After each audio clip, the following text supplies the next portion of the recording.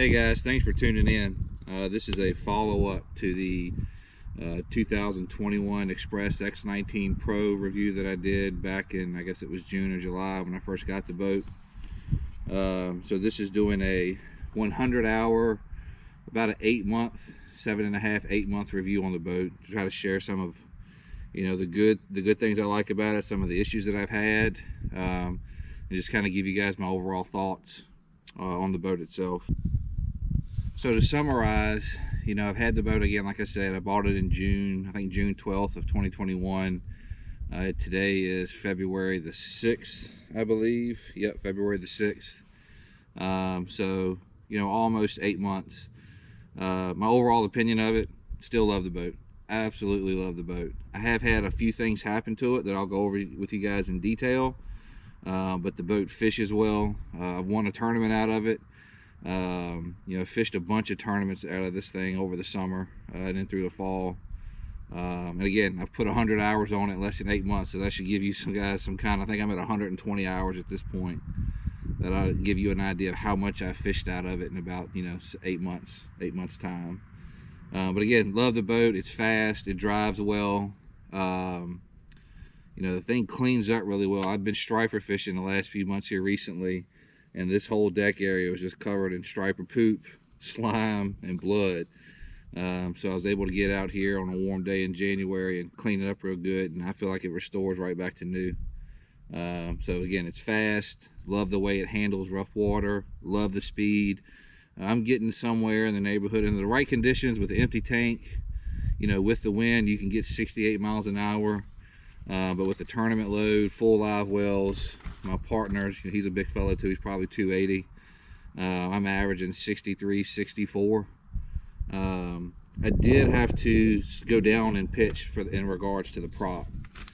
So I was running a 25 pitch Yamaha prop. Excuse me. Running a 25 pitch Yamaha prop. I ended up having to go to a 23 pitch Mercury Tempest Plus prop to actually get the RPMs that I was looking for. One of the other things that I found out about this boat, the jack plate, it really wants to be high. I think I was running about 1.5 inches to maybe 1 3/4 inches, and over time I've learned it really likes to be at 2.5 to 2 3/4 inches, and it wants to be trimmed all the way up to actually get the the max speed that you can get out of it. But anywho, overall, again, still loving the boat. But I'm going to do a little walk around and show you guys some of the things that I've changed since the last video. So hope you enjoy this piece of it. Thanks. So guys, since the original review that I did, I have upgraded all the graphs on the boat. So I went to a 12-inch HDS Live. I had the HDS 12-inch carbon with a total scan transducer, and going to that 3-in-1 transducer, let me tell you, it's night and day difference on the side scanning and down scanning quality. Can't recommend that enough. I went to up front, I went to a 9-inch HDS Live that's networked back to the graph at the bow, at the console, and then I upgraded from a 10-inch Garmin to a 12-inch Garmin. This is an EchoMap Ultra 122, I think it's 122 SV. Kept the same black box. So updated the graphs.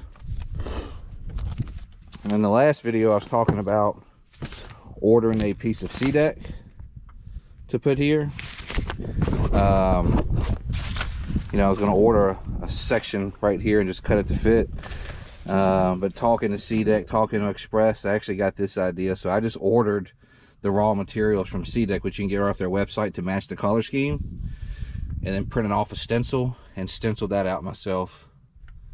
So I think that turned out pretty good. I like the way that looks.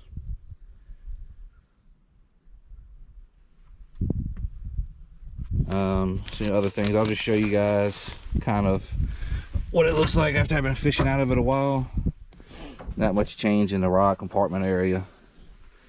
Don't have quite as many rods right now. It's winter time, again, coming out of striper season, getting reacclimated to what the bass are doing on my home lake right now.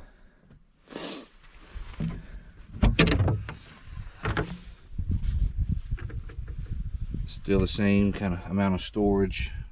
Still loving all the storage area, guys. Can't recommend this storage organizer enough from Express. It's really helped out a whole lot.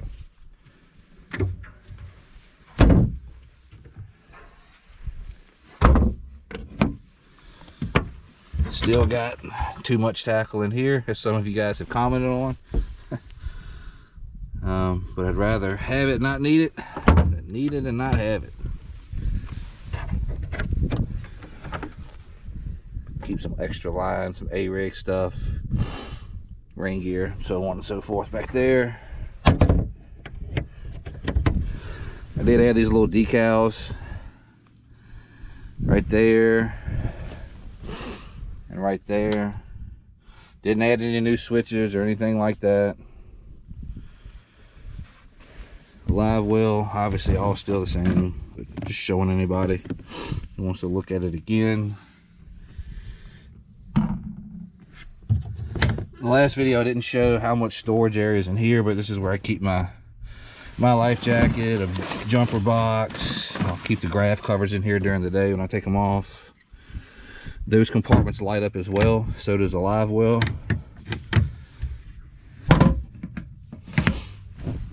And then I keep this one over here pretty much empty for whoever's riding with me for the day. Got some Yamalube in there, the ring free. I make sure I always add that to every full tank of gas I add to this.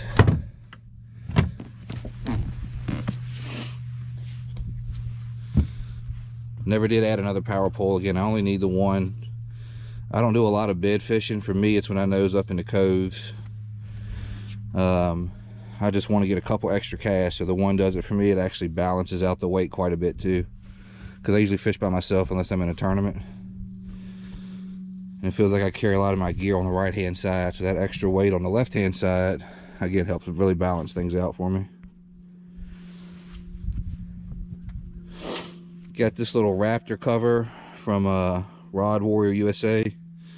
Really like that. Got them to get the Express logo to match the color scheme. I don't know if you can see it down here, but I did add a motor toter to the boat. Really like that. It's a lot easier than having a transom saver all the, rubbing up onto the bottom of your boat sometimes. I also ran a Lowrance and Yamaha NMEA cable from the back of the boat, or from the back of the engine there, so that'll read various monitors and such. Mainly I got it for the hours. I just want to be able to track my hours so I can do routine maintenance. So my buddy at Brandon at Southside Southern Boat Works was able to hook that up. He also did all the rigging on my new electronics. Again, I can't say enough about that guy. If you're in the Clarksville area, make sure you hit him up. He knows what he's talking about. He knows how to rig this stuff and treats everything like if it was his own boat. He works on my boat exclusively.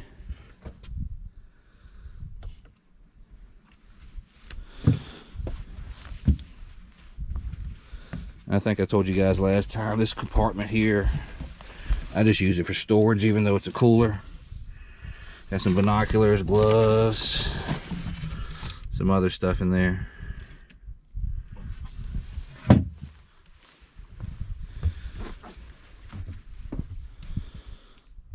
But that's it for the things that I've added to the boat. So now we're going to talk about some of the issues that I've actually had with the boat. Nothing major with the boat. Have had some trailer issues, but I'm going to talk to you a little bit more about that in detail.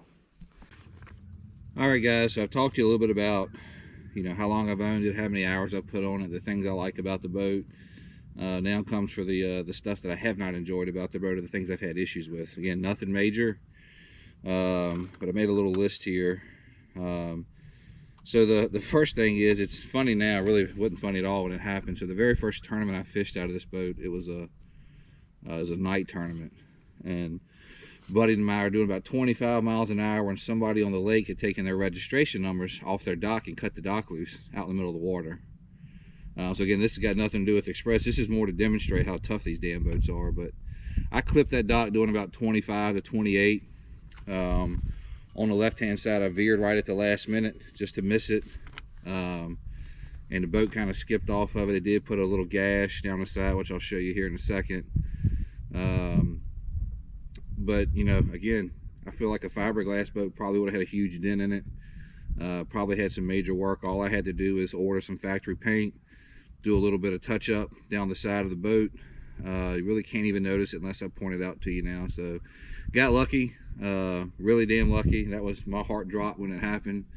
Again, I can smile about it now, but it was not funny at the time whatsoever. But again, I think that just demonstrates one of the reasons I bought this boat. I wanted a tank that could, a 60-mile-an-hour aluminum tank is really what I wanted, and one that fishes well. And I've got all that in this boat. So let me show you real quick what that looked like, that scratch down the side. So I don't know if you guys can see that or not, but that's the scratch I got. Couple little minor scratches on the bottom. I did touch those up a little bit too. But again, I just got really lucky. They didn't do more damage. And there was a little bit of scratches back on the pad, towards the pad too, but it missed the lower unit. So no damage, no harm, no foul there. Again, that's why you get an aluminum boat. One other issue that I had was, so when this thing gets in rough water, you know, it really does handle rough water well. But one thing I did learn is you need to go check the bolts. This thing will rattle when you hit, you know, 2, 3, 4 footers. You know, you're doing 40 to 50 mile an hour and some 3 or 4 footers. It's good to go back and, you know, check all the bolts. And that's probably a good practice, whether it's fiberglass or aluminum or what have you. But one day I went out practicing for a tournament and I was doing about 55, 60, and I noticed my trolling motor was loose. And pulled the boat over, went up to the front, and the bolts had rattled. So I just put some Loctite on them, tightened everything down. They haven't budged since. But that's probably just a good practice to have in general. So I don't think that is a, you know, a ding at all on aluminum. It may be a little bit more prevalent in aluminum because of the material and the vibration. But again, I don't know that I really see that as a con, because I think anybody can have those issues. The live well knob did break, so the open and close just came loose. It was a simple fix. 2 screws, pulled it out, reconnected it, used some super glue to get it done, and you know, no issues since then. So again, you expect little stuff like that, little nicky-nack stuff, especially if you use the boat as much as I do. One of the other cons that I have, and you see this in every review video that you see on Express, the compartments do get wet in a downpour. And I say a downpour. If I just get a shower, it's no big deal. But if I wash the boat, I take everything out of the boat, because the rod lockers or storage compartments, they're going to get wet. I think most of it honestly comes up there. It comes from the trolling motor tray. I hear other people putting silicone on the insides and what have you. Maybe that would help. I've not done that. Again, I don't know this is necessarily a knock on Express at all, because every boat I've ever had in a torrential downpour, the lockers are going to get wet. I've never had a boat that didn't do that. So if you guys do have boats out there that don't do it, I would love to hear what brand they are, just to reset my expectations. But again, that's just a minor thing. Usually what I do when it rains, I come home and take all the stuff out of it, and I put fans, just little fans, and kind of blow to dry the inside of the lockers out. So I'm kind of accustomed to that at this point in time. But I think the only major issue I've had has been with the trailer. So I bought it in June. I was driving back from the lake one evening in August, so 2 months after ownership, and I pulled my boat into where I keep it at over here in this outbuilding, and looked back there, and one whole tire had blown out and the other one was down to the wire. I never felt it when I was towing the boat at all. Never felt it blow, never towed different, which was really strange. But it blew both tires, so I took those off, went and got them replaced. I emailed my dealer Andy saying, hey, seems kind of weird that the tires would just blow like that after 2 months, but I'm going to keep an eye on it. And again, that was in August. So I really started keeping an eye on the tires after that, and sure enough, by November, the tires had worn down on the inside. I mean, wearing bad. It wasn't like a little bit of wear. So I went and put new tires on that. You know, Andy had me take some video of me driving it, you know, through here just to kind of see how it was adjusting weight, so on and so forth. But you know, once Andy saw that everything, the boat was sitting on the trailer right, that everything was operating the way it was supposed to, he worked with Express. They got me a new axle, 2 new tires, 2 new hubs. I mean, just great to do with. And speaking of that, Andy's been awesome. He has worked just as hard after this sale that he did before. You know, I've had questions about the prop, making sure I'm using the right pitch prop and kind of troubleshooting through that to make sure I'm getting the RPMs I need. He helped me with getting the factory paint from Express when I hit that boat dock.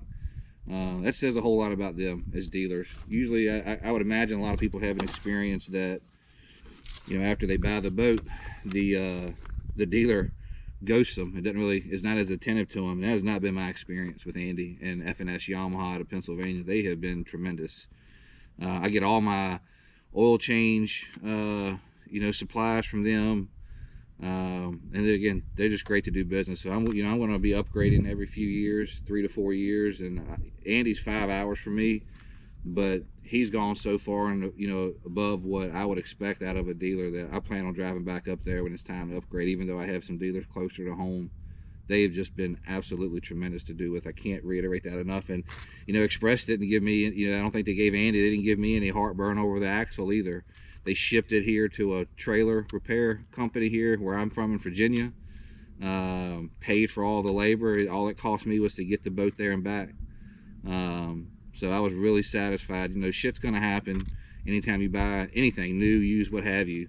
Really what it boils down to is how that manufacturer and that dealer are going to treat you through that process. And I wasn't put out, again, outside of the time to take some video footage, you know, to Andy to help troubleshoot and to get the trailer, the boat and the trailer up to the trailer, you know, repair shop.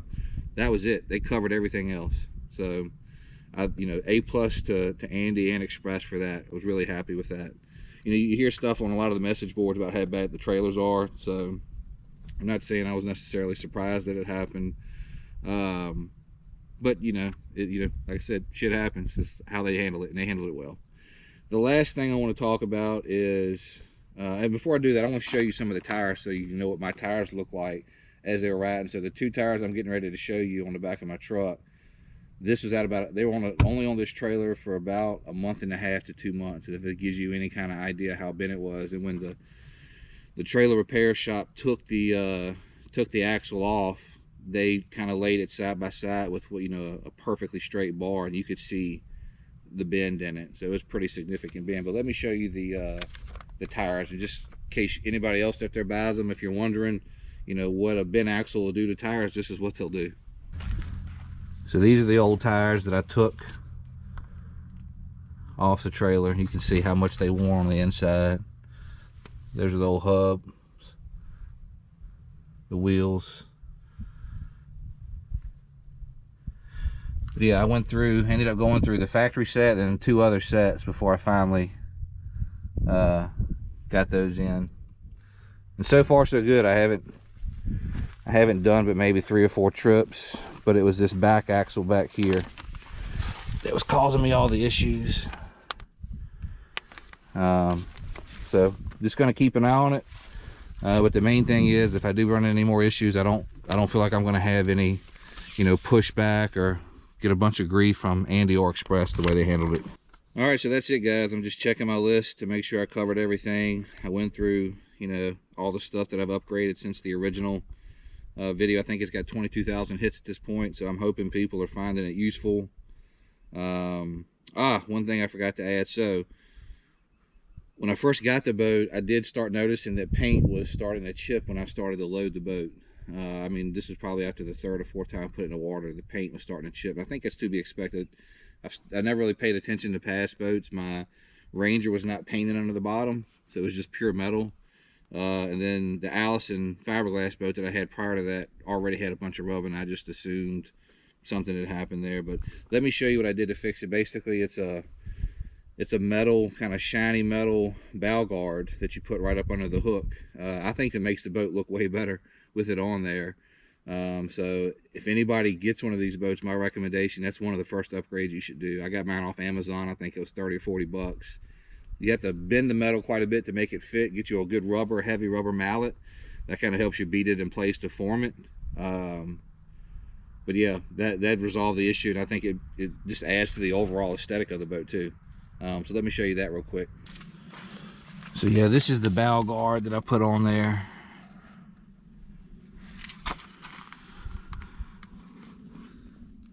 And all I had to do was get that bolt, lower everything down.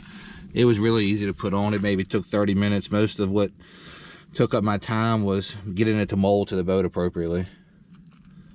But when it's sitting out of the water, that thing shines and glimmers, and I think it just looks cool. Kind of matches my letter in there, and then the Express logo, you know, the X19 there, and then the Express logo down here.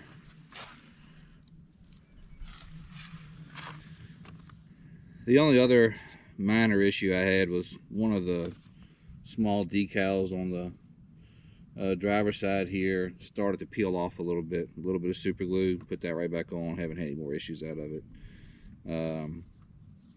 But again, you know, the lights, the thing's fast, it rides well, it handles big water. You've already seen in the video some video footage of me driving on some really rough, choppy water on Bugs Island. Bugs Island's a 40,000 acre lake, so if you're up there fishing towards the dam, which that video footage is from, if you get out there in 15-mile-an-hour gusts, you can really run into some big water. The boat's easy to maintain. Again, I talked about it being very tough. I hit a damn dock in a tournament, and I was just shocked that I didn't have more damage than I did. It was just a couple scuff marks on the bottom, down the side, a little bit of factory paint, and fixed all that right up. It fishes really well. Like I said, my partner Austin and I, and even my other buddy Tom, who fishes with me a lot, we're not little guys, and we both fish up front. You know, both share the live scope a lot of the times, and we got plenty of room to fish. And this is a 19-footer, so you know, if I do upgrade, or when I upgrade in a couple of years, I'm probably just going to go to a 21-footer, get a little bit more horsepower to handle some big water better. But there's no, I mean, if you're trying to debate between a 19 and a 21, for me the only thing I get out of the 21 is more horsepower. Since I've got a 200 on here, and the extra 2 foot may help rough water a little bit better. But as far as deck space, the 19's enough in my opinion. If it's just going to be you and a buddy. And again, we're not little guys either. Tons of storage. Again, I talked about how easy this thing is to clean, and I think the damn thing just looks sharp. You know, you get a lot of people that stop you that aren't used to Express boats and really like to see that. They really like the color pattern and the color scheme on the boat, so I always get a lot of compliments on that. Talk through all the issues again. You know, nothing major. The bent axle was the most major, you know, the major thing. Outside of everything else, that stuff's going to happen with normal wear and tear on a boat. So overall, I love the boat. Unless something dramatically changes in my fishing life, I plan on just fishing out of Express for the very foreseeable future. I know my next boat will be an Express, and I would imagine the one after that, if I'm fortunate enough to stay healthy to keep fishing and, you know, can keep upgrading, I will. But I love Express. Absolutely love Express. Recommend the boat. I've got a lot of requests. I know some of you guys are watching that want to go take a ride in it because you're debating on going to an Express.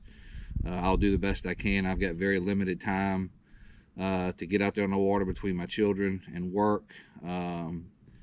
But again, I'm no expert on any of this stuff, but this boat has my endorsement. I absolutely love this boat, and it fishes well. So anyways, I hope you guys enjoy the video. I hope you find it helpful. I may do another 200-hour review, but I feel like, you know, 120 hours, you know, I've worked through a lot of the kinks. The boat does, you know, I will say the boat does take some getting used to driving. At least for me it did. You know, other people, they may be able to get it knocked out in a week or two, but I'd say it took me a good 4 months before I went through every condition and really figured out how to tweak this thing to get the most RPM, horsepower, and speed out of it.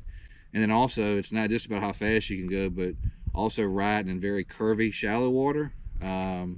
That also takes some getting used to, so that you know, there's not having any porpoising.